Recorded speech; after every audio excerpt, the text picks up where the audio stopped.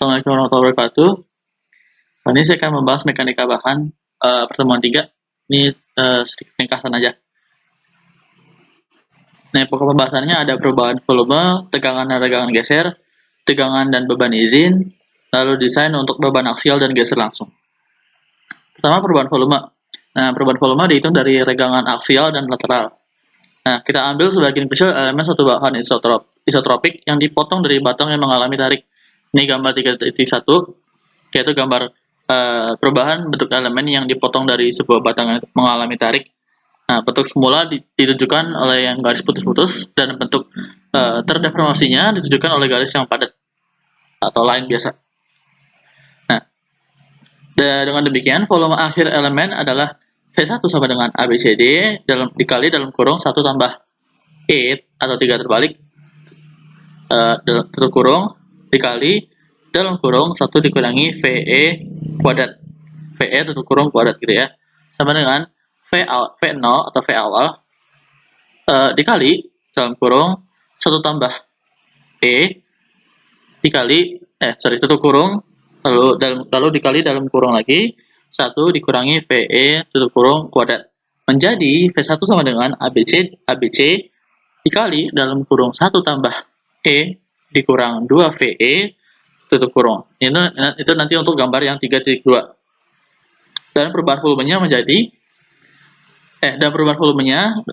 rumus awalnya adalah delta V sama dengan V1 dikurangi V0 atau V awal sama dengan V0 V awal V awal dikali E dikali dalam kurung 1 dikurangi 2V tutup kurung. Nanti itu tuh gambar 3.3.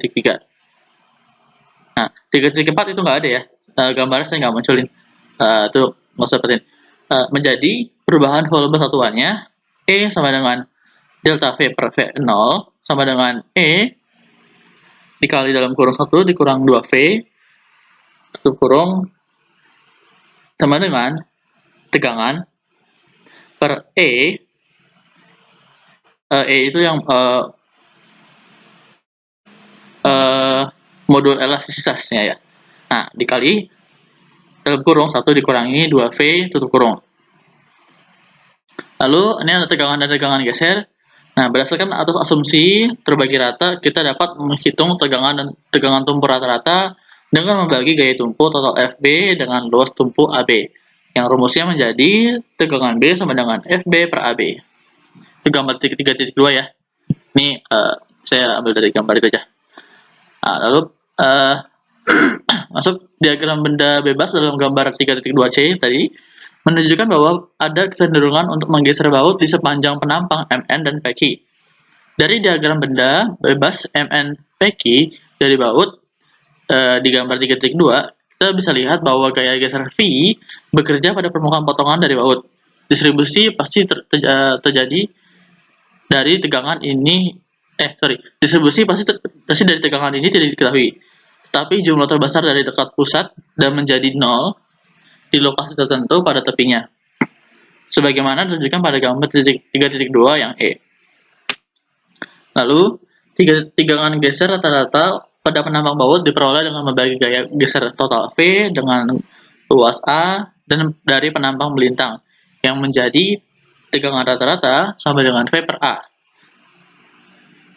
Lalu kita masuk ke kesamaan tegangan geser pada bidang yang tegak lurus.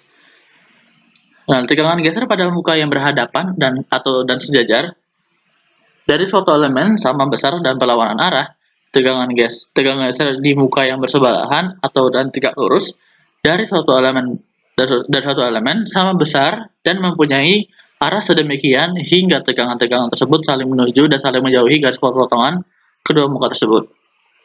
Nah, tegangan geser yang bekerja pada suatu elemen bahan di gambar 3.3 disertai tegangan geser.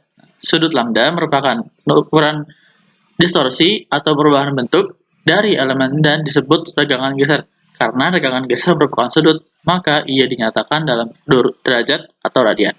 Di gambar yang tadi. Lalu, konvensi tanda untuk tegangan dan tegangan geser.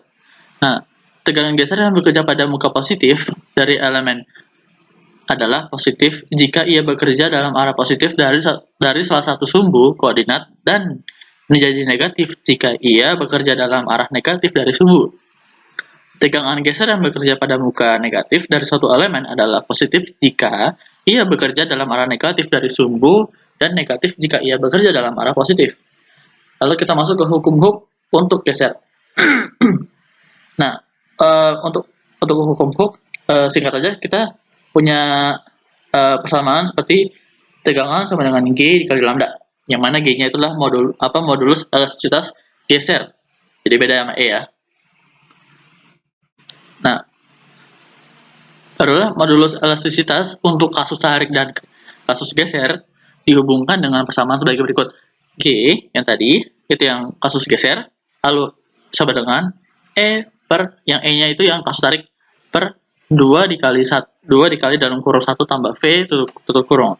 V-nya di sini adalah rasio Poissonnya. Kita udah bahas di pertama sebelumnya. Lalu barulah kita masuk ke tegangan dan beban izin. Nah, kemampuan suatu struktur untuk menahan beban disebut kekuatan. Jadi, kriteria terdahulu dapat ditulis ulang sebagai berikut. Kekuatan aktual suatu struktur harus melebihi kekuatan yang dibutuhkan. Cukup logika ya. Lalu, rasio kekuatan aktual terhadap kekuatan yang dibutuhkan disebut faktor keamanan. Safety factor, SF. Nah, jadi SF sama dengan kekuatan aktual dibagi kekuatan yang dibutuhkan. Tentu saja faktor keamanan harus lebih besar daripada 1,0 jika kegagalan ingin dihindari. Jadi ada batas nilai ya. Nah, maka dengan menerapkan faktor keamanan terhadap tegangan luluh atau kekuatan luluh, nah kita mendapatkan tegangan izin atau tegangan kerjanya yang tidak boleh dilampaui dimanapun dalam strukturnya. Jadi tegangan izin adalah sama dengan tegangan luluh per SF, faktor keamanan. Nah, ini untuk tarik dan geser. Nah, masing-masing adalah tegangan izin sama dengan tegangan Y per N1 dan tegangan rata-rata izin sama dengan TY per N2. Nah, margin keamanan atau safety margin bahasa Inggrisnya itu sama dengan N-1. Nah, beban izinnya. Hubungan antara beban izin dan tegangan izin bergantung pada jenis strukturnya atau penampangnya ya, kurang lebihnya. Sebagai contoh, dalam suatu batang yang mengalami tarik, tegangannya mempunyai distribusi terbagi rata di potongan melintang asalkan gaya aksial resultannya bekerja melalui pusat bara penampang. Menjadi beban izin sama dengan tegangan izin dikali luas. Nah, untuk batang yang mengalami tarik dan tekan langsung dan tidak ada tekuknya, persamaannya menjadi P izin sama dengan tegangan izin dikali A, di mana tegangan izin adalah tegangan normal izin, lalu A-nya adalah luas penampang batang. Lalu, untuk sendi yang mengalami geser menjadi P izin sama dengan T izin dikali A, di mana T-nya di sini adalah tegangan gesernya, tegangan geser izin. Lalu A-nya adalah luas di mana tegangan geser bekerja. Lalu rumus untuk beban izin untuk tumpuk adalah P izin sama dengan tegangan B dikali AB. Tegangan B itu tegangan tumpuk izin, AB adalah luas proyeksi dari sendi atau permukaan lain di mana tegangan tumpuk tersebut bekerja. Lalu masuk ke topik terakhir, yaitu desain untuk beban aksial dan geser langsung. Dengan mengetahui beban-beban yang harus disalurkan dan tegangan izin di bahan, kita dapat menghitung luas elemen yang dibutuhkan dari hubungan umum sebagai berikut. Yaitu, luas yang dibutuhkan sama dengan beban yang disalurkan per tegangan izin. Nah, persamaan ini dapat diterapkan pada setiap struktur yang mempunyai tegangan yang terbagi rata pada suatu area. Nah, oke, kurang lebihnya gitu aja pada pertemuan 3, cukup singkat. Kurang lebih mohon maaf. Wassalamualaikum warahmatullahi wabarakatuh.